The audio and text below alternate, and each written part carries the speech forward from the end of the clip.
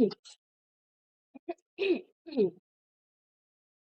day. Welcome to our final presentation. Today, we are proud to introduce our project, PSA Uniforms Design and Development of a Mobile Archive and Showcase Platform for CASDevCon documentary films. My name is Mimosa Costales. I am Joanne Marie Day. Cherry Hearns Cruz. Okay, next. To understand why we build PSA uniforms, we first need to know the challenges na meron yung CASDevCon department.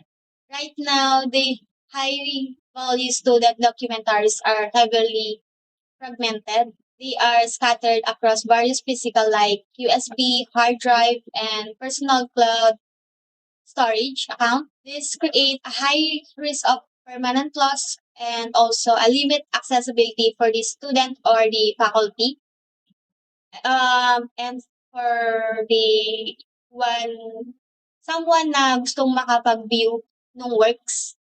And of course, our solution is a PSA Uniforms, a centralized mobile accessible digital archive engineered for the long-term preservation of these value media assets. Furthermore, it goes beyond simple storage by introducing AI-powered content analysis to provide advanced searchability and asset discovery.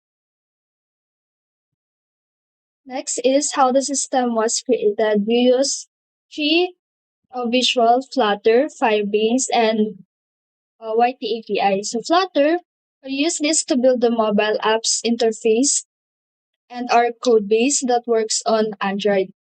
Firebase is that handles our backend user login and database authentication.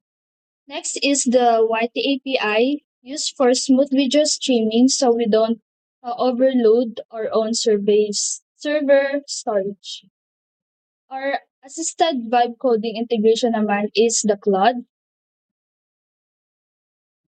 We integrated Claude AI into our development workflow because it helped us rapidly help us the prototype, and then we assisted the debugging complex of our UI structure, and also it speeds our development cycle, so we could focus more on our system logic and architecture.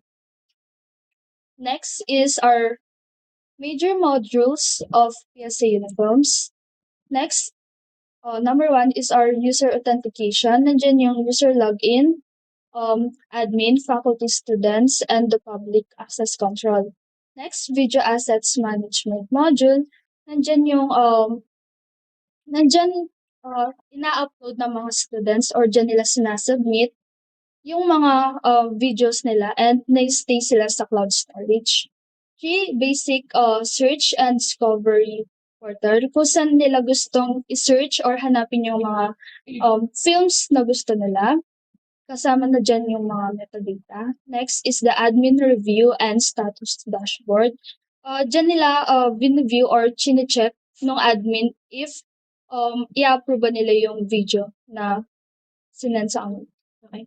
So, dagdag po namin sa video asset management module is doon sa secure upload portal is sa YT API nga po. And then sa centralized cloud storage is naka-store po yung mga data natin sa Firebase. Okay. So, punta po tayo sa the user interface or UI overview. Okay. So, first po, yung ating application or yung ating prototype is maglalan siya sa ating login page. And then, meron po tayong sign up. Okay? And then, yung futures, function, and I/O processes naman, which is magiging live yung mga ina-upload nung students, yung mga authorized user po. Okay, so for example, gawa tayo ng account dito. Since wala tayong account, okay, so una is kitty@gmail.com. And then, gawin natin password is kitty123. So, dito po is dapat yung password natin is ng 6. Kasi, hindi po siya makakapag-create ng account kapag kulang siya. And then, after nung ating pag-create ng account, is pupunta siya sa ating user agreement. So, dito nakasulat yung ano dapat yung mga hindi dapat gawin. habang ginagamit yung application. And kapag pinindot natin yung agree, is magla-land tayo dun sa homepage. Pero kapag nag-decline tayo, babalik siya dun sa login page natin. Okay, so ayan. So, for example nga, etong coding, ipi-play natin siya. Ayan. So, gagana siya. Kasi nga po, naka-store na siya sa ating, tawag dito, sa YT API na siya. And then, meron tayong watchlist, search. Like, for example, search natin yung coding. Ayan. So, since nga po, sabi ni siya kanina, is sa application na ito, is gumagana pa lang yung ating basic metadata. So, wala pa yung CVBR na advanced for search natin. So, if one po natin mag-upload, so for example, upload tayo, like, 3 girls, lagyan natin ang titles, 3 girls, and then, ewan ko, yan. So, yung YouTube URL po is, una kasi, kailangan natin i-upload yung mga documentaries natin sa YouTube. Pero make sure na unlisted yon. And then, i-copy link natin yon and ilagay natin siya dito. So, para ma-check kung tama yung nilalagay natin na video, we can click the preview. And then, ayan, makikita po natin siya. And then, submit films. Ayan. So, nasubmit na siya. And then, kailangan nating mag-log out. So, mag-a-act tayo as a, officer or admin. Ngayon yan, ito pong account na ito is nilagay po namin siya sa database. Nilagay namin yung role niya as an officer.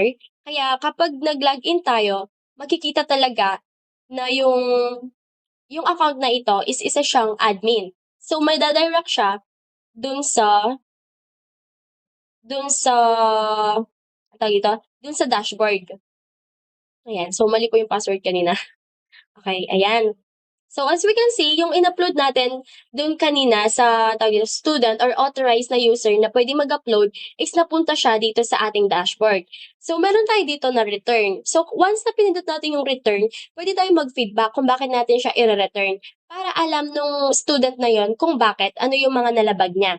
And then, meron tayong submission. Ayan, makikita po natin kung ano yung mga pending, yung approve, and ni-return natin. And yung mga user. So, dito natin ilalagay yung mga authorized user na pwedeng mag-approve ng mga documentaries na ginawa or pinepending na kailangan ng approval na ma-post sa application natin.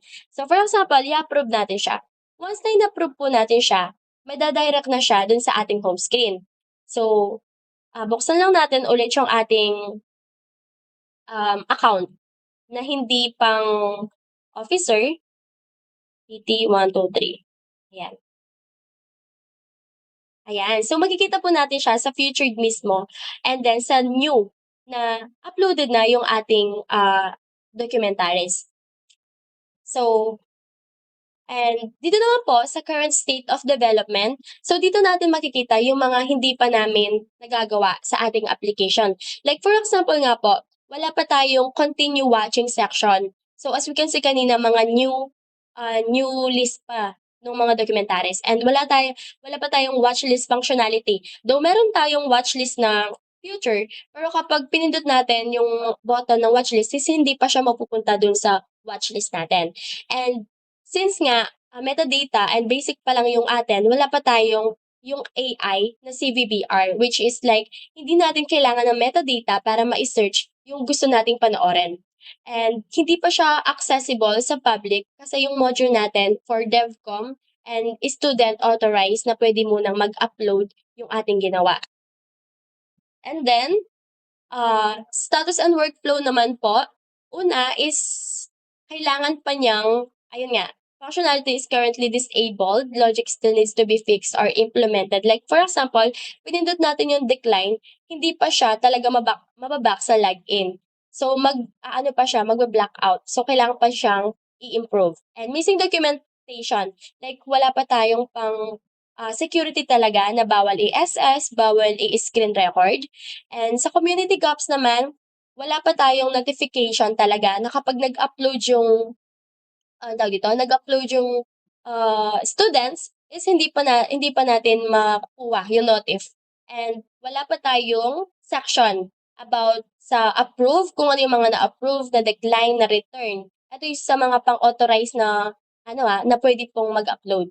And overall, masasabi namin na yung application namin or prototype is about 50% na gumagana. Kasi first of all po, since nga kanina nakita nyo is gumawa tayo ng ating account. So it means connected na siya sa ating database. And nung nag-login tayo is na-detect niya na already existing na yung account na yun. So connected na po siya sa database. And then pangalawa naman is yung pag-upload natin, which is yung sa gumamit tayo ng YouTube API. And then nung in-upload natin, sinabit natin is agad-agad napunta siya sa home screen. That's why masasabi po namin na working na talaga yung aming application. And dagdag po namin is meron na po tayong yung yung login and then log out yung mga ganon. So, thank you po. That's the end of our presentation. Ano ba yan?